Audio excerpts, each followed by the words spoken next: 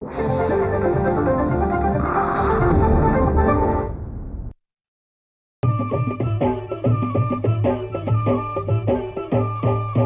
काळी आई धनधान्य देई, ही काळी आई धनधान्य देई.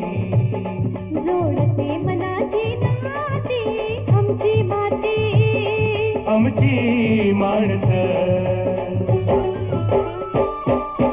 आमची माती, आमची माणसं, आमची माती, आमची माणसं, आमची माती, आमची माणसं, आमची माती, आमची माणसं.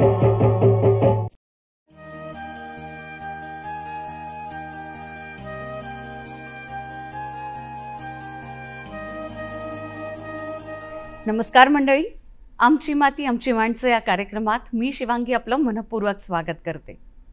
मंडळी, नोकरी करत असताना न टाळता येणारी एक गोष्ट म्हणजे सेवानिवृत्ती.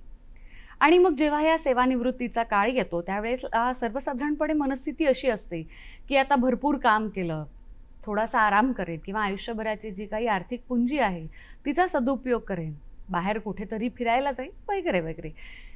परंतु काही जण मात्र ही जी चौकट असते ती मोडून काढतात, स्वतःची एक वेगळी वाट तयार करतात आणि आपल्या आयुष्याचा उत्तरार्ध पुन्हा नव्याने जगतात.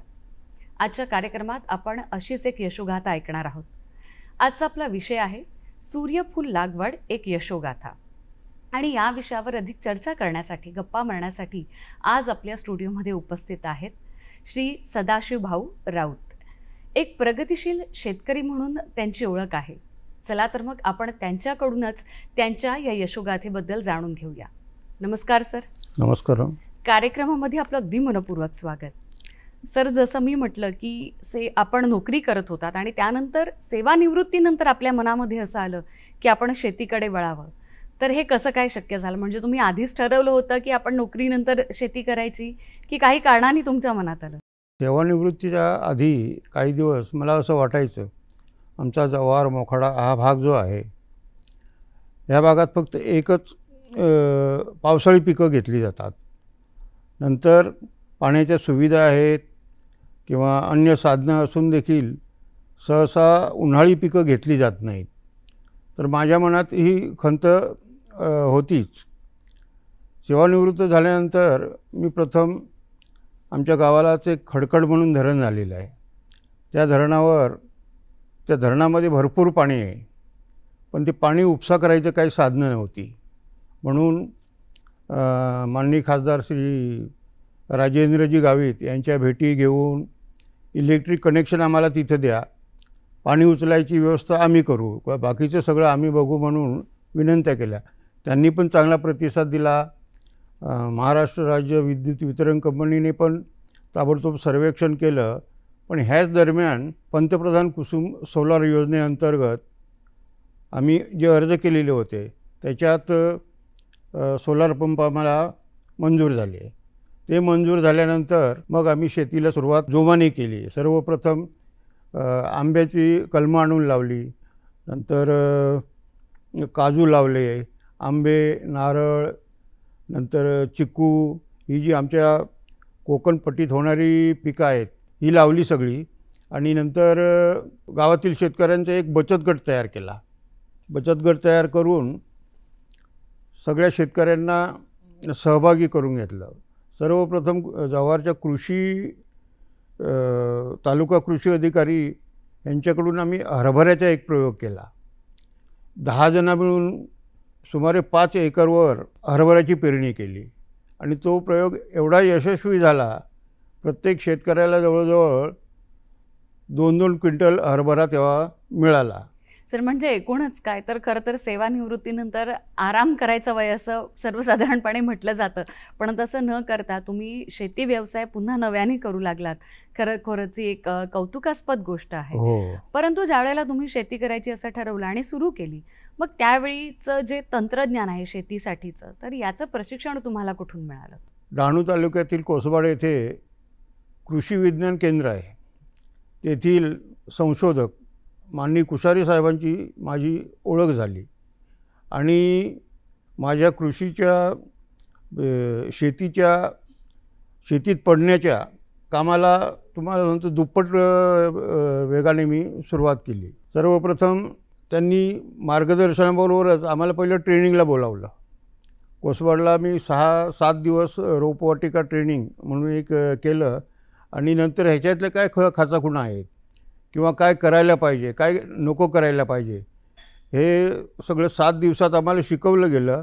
आणि नंतर माननीय कुशारी साहेब प्रत्यक्ष माझ्या गावात येऊन सगळ्या शेतकऱ्यांच्या भेटी घेऊन सगळं मार्गदर्शन करायला लागले.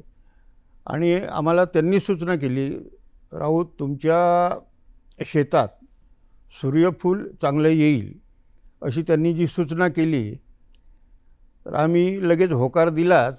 पण त्यांनी एवढी मदत केली, बियाणं आणलं, नंतर काय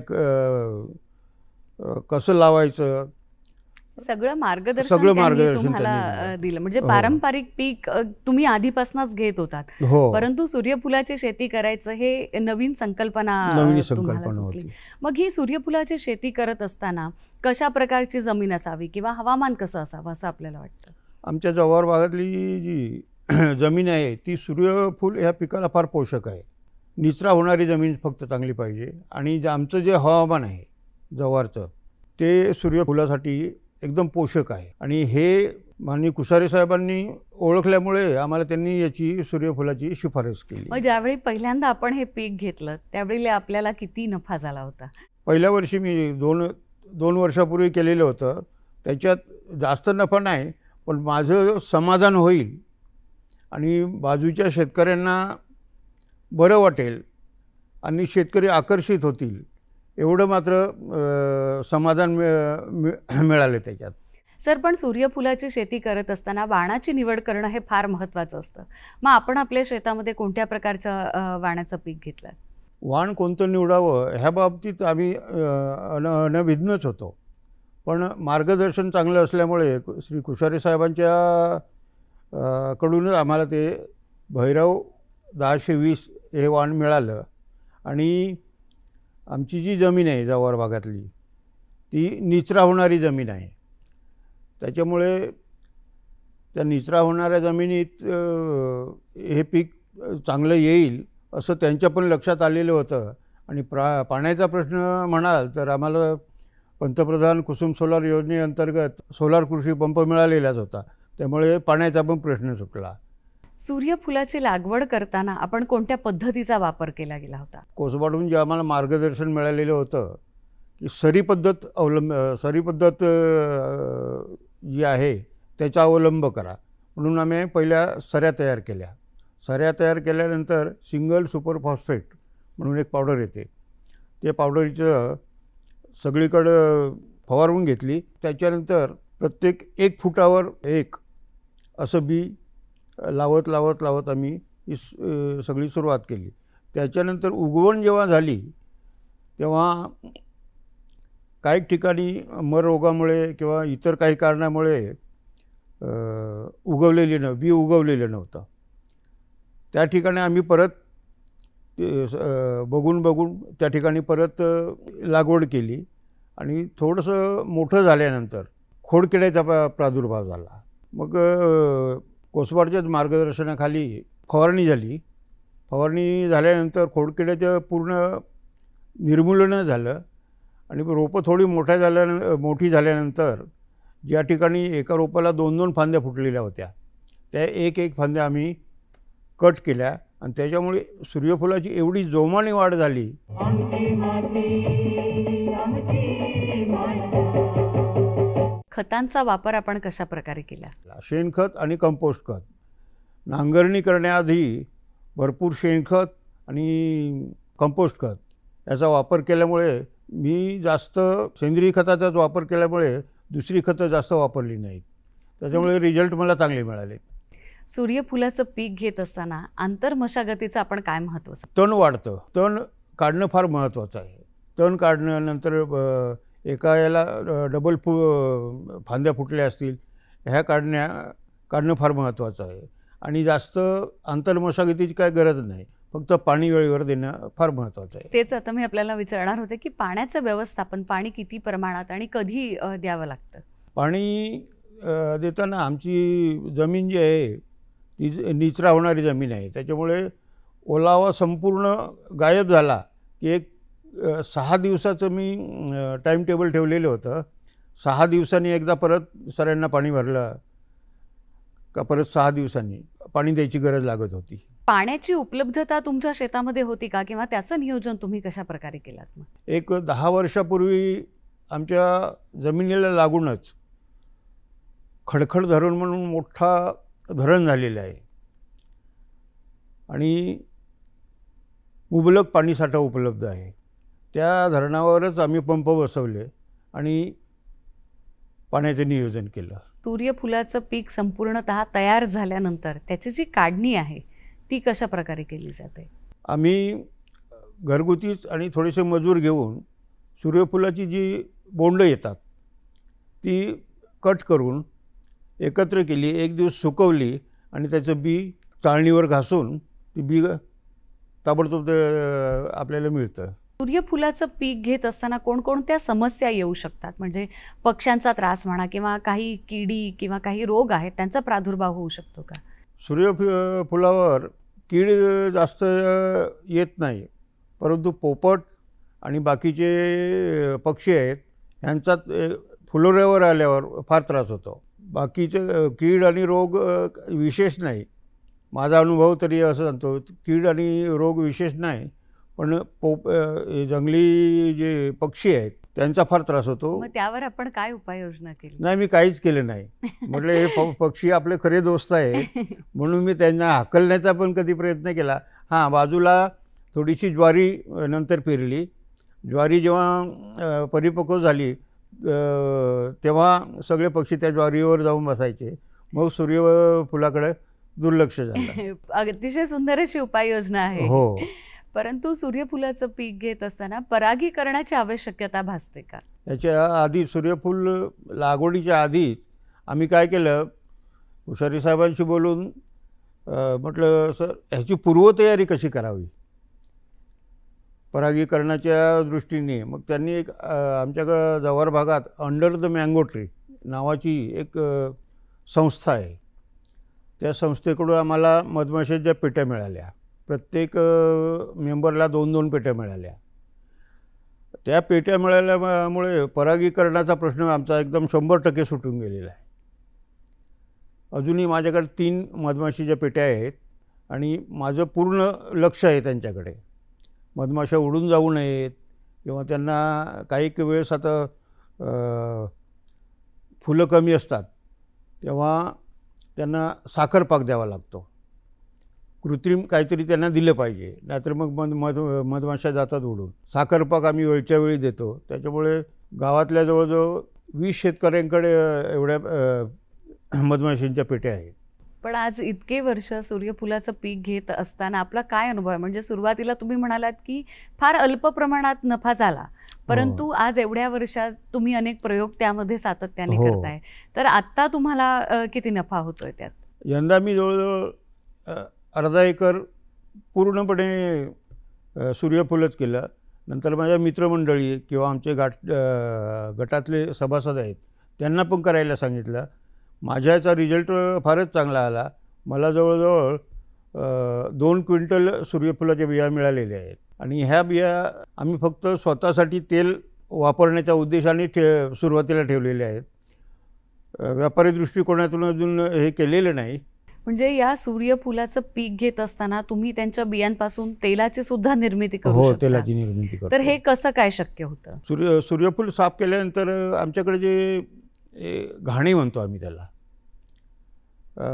तेल काढायचे, खुरासणी, नंतर बाकीची ज्या बाकीच्या तेलबिया आहेत. आमच्याकडे मोठी म्हणून प्रकार आहे, मोहाची झाडं आहेत, त्याच्यापासून मोठी वेचून त्याचं पण फूल, त्याचं जे तेल आहे ते खाण्यासाठी वापरलं जातं आमच्या आदिवासी भागात.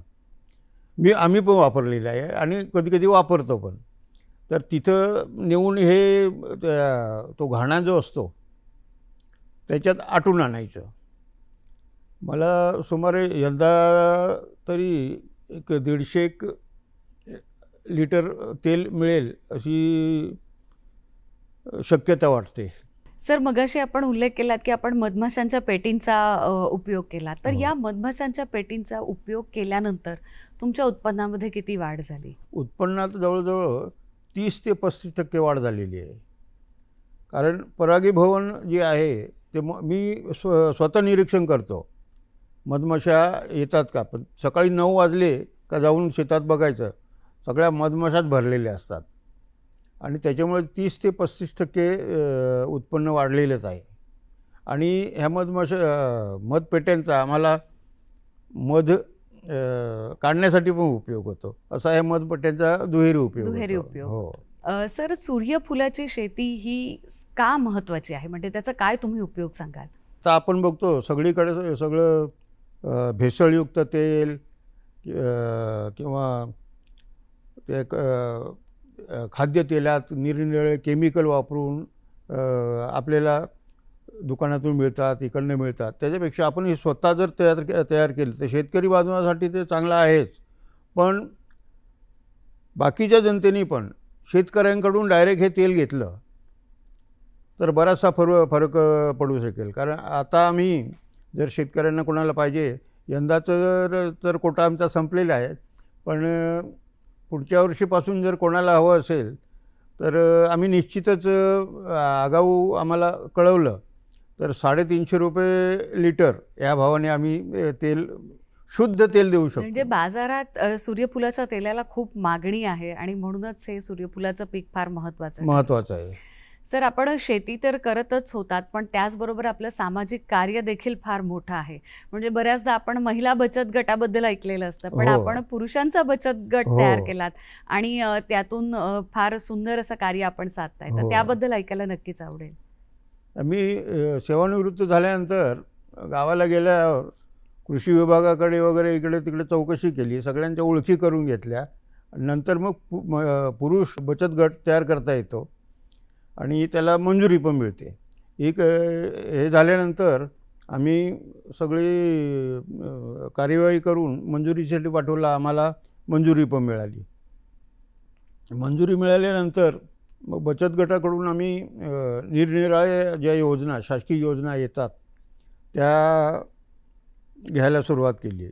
उदाहरणार्थ मागाशी सांगितल्याप्रमाणे हरभरा लागवड, आता सूर्यफूल लागवड आणि ह्याच्यातच एक मगाशी बोलल्याप्रमाणे पंतप्रधान कुसुम सोलार योजना, ह्याच्या बाबतीत मी आमच्या 2-3 तालुक्यात एवढा प्रसार केला, मला ते वेळ लागल्यासारखं झालं. का जास्तीत जास्त शेतकऱ्यांनी, त्याची किंमत आहे जवळजवळ 3.5 ते 4 लाख रुपये, ते तुम्हाला 12 किंवा 13 हजारात मिळतं. घ्यायला काहीच हरकत नाही ना. पैसे नसतील, आहेत लोक गरीब आहेत, पण पैसे इकडनं घ्या तिकडनं घ्या. मी तर लोकांना सांगतो तुम्ही काही पण करा. लग्न असेल मुलाचं तर पुढच्या वर्षी करा, पण यंदा तुम्ही पहिलं सोलार घ्या. कारण पाणी जर तुमच्या शेतात उन्हाळी आलं, तुमचं जीवनच बदलून जाईल. आणि आजपर्यंत मोठ्या अभिमानाने सांगतो, जवळजवळ 250च्या वरती पंतप्रधान कुसुम सोलार आणि मुख्यमंत्री सोलार हे मी स्थापित करण्यात मी यश मिळवलेलं आहे. आमची माती आमची माणसं. कृषी विज्ञान केंद्र कोसबाड येथून आपल्याला कशा प्रकारे मार्गदर्शन प्राप्त झालं? माझ्या ह्या यशोगाथेच्या मागे कृषी विज्ञान केंद्र कोसबाडच आहे. कारण मी जेव्हा ट्रेनिंगला गेलो, नर्सरी ट्रेनिंगला गेल्यावर सगळ्या संशोधकांची ओळख झाली. भोईर सर, नंतर जाधव सर, सगळ्यात जास्त मेहनत घेतलेली असे कुशारे साहेबांनी. कुशारे साहेब स्वतः शेतावर येऊन आम्हाला जीवामृत कसं तयार करायचं, जीवामृत करण्यासाठी 100-100 लिटरचे बॅरल आम्हाला आमच्या बचत गटाला दिले. सूर्यफुलाचं बियाणं आम्हाला आणून दिलं. मला तर असं वाटतं लहान मुलांनी हट्ट करायला बाबाने तो पुरवावा असं कृषी विद्यापीठाला आम्ही मानायला लागलेलो आहोत. आता कोणतीही गोष्ट सांगितली नकार कधीच येत नाही. आता आंब्याच्या बाबतीत बघा, सर आंब्याला असं झालेलं आहे, ताबडतोब दुसऱ्या दिवशी व्हॉट्सअपवर मेसेज पाठवणार, ह्या औषधाची गोमूत्राची फवारणी ताबडतोब करायला सुरुवात करा, मी परवाला येतो बघायला. म्हणजे कृषी विज्ञान केंद्र अगदी एखाद्या मोठ्या वडीलधारी माणसासारखे तुमच्या पाठीशी आहे. हो. भविष्यातील शेतीबद्दलच्या आपल्या काय योजना आहेत? मला तरी असं वाटतं आमचा जो जव्हार तालुका हा सगळा हिरवागार करावा, आणि तसे माझे प्रयत्न पण चालू आहेत. आणि एक आवर्जून सांगावं असं वाटतंय, आमच्या जव्हार तालुक्यात वनवासी गाव आहे, तिथं गणपत गावंडा म्हणून एक शिक्षक आहेत. त्यांनी त्यांच्या माळ रानावर माझ्यापेक्षा सुंदर अशी वनराई फुलवलेली आहे. आणि मला जे प्रोत्साहन मिळालं ते त्यांच्याकडून, त्यांचे विशेष आभार. आणि आमच्या गावातले जे मला साथ देतात, आणि कोणत्या पण कुठं ट्रेनिंगला चला, इकडे चला, कोणते अधिकारी आले. आणि एक महत्त्वाचं आवर्जून सांगावं असं वाटतं, एक 2 वर्षापूर्वी KVK कोसबाडकडूनच राजस्थानची एक टीम आलेली होती, 4 शास्त्रज्ञ आलेले होते. ते खास माझी शेती बघायला येऊन गेलेले होते. ही अभिमानाची गोष्ट वाटते मॅडम. सर, जाता जाता आपल्या शेतकरी बंधूंना आपण काय संदेश द्या? शेतकरी बंधूंना एकच विनंती राहील, पावसाळी शेती आहेच, पावसाळी शेती पावसावर अवलंबून आहे. पाऊस गेला, सगळं संपलं. आपल्या भागात पाण्याचे जे सोर्स असतील तिथं पंतप्रधान कुसुम सोलार योजना, मुख्यमंत्री सोलार योजना, हे योजना घेऊन आणि उन्हाळी शेतीची लागवड करावी. शक्यतो आंब्याची लागवड करा, नंतर काजू चांगला होतो, काजूची लागवड करा, बाकीची फळबाग हे करा, नंतर भाजीपाला लागवड करा. आता आमच्या जव्हार तालुक्यात एक बोरीचा घोडा म्हणून गाव आहे, पण तिथली तरुण मंडळी नोकरीच्या मागे नाही, कुठं क्रिकेट खेळायला नाही. एक महारोग आलेला आहे आमच्याकडं क्रिकेट खेळायचा, अख्खीची अख्खी पिढी, तरुण पिढी नुसती क्रिकेट करत. त्या गावात मी बघतो एकही पोरगं कुठं जाणार नाही. अख्ख्याच्या अख्ख्या गावात जवळजवळ 25 सोलार पंप बसवले आम्ही, आणि मस्त शेती करतात, भाजीपाला पिकवतात, एवढी उत्कृष्ट भाजी पिकवतात, जव्हारला आता स्वतः येऊन विकतात. मला खरंच त्यांचा अभिमान वाटतो. आपल्यासारखे प्रगतिशील शेतकरी की ज्या वयात खरं तर आरामच करायचा असतो, हो. पण आपण पुन्हा एकदा नव्याने शेती व्यवसायाकडे वळलात आणि तो यशस्वी करून दाखवलात. खरंच प्रेरणा घेण्यासारखी ही गोष्ट आहे. म्हणजे अगदी ज्येष्ठ नागरिकच नाही, तर जसा आपण उल्लेख केला तशी तरुण पिढीसुद्धा तुमच्यापासून प्रेरणा घेऊन नक्कीच शेती व्यवसायाकडे वळेल, यात काही शंका नाही. हो. आज आपण आमच्या कार्यक्रमामध्ये आलात, अत्यंत मोलाची अशी माहिती दिली, त्याबद्दल धन्यवाद. धन्यवाद.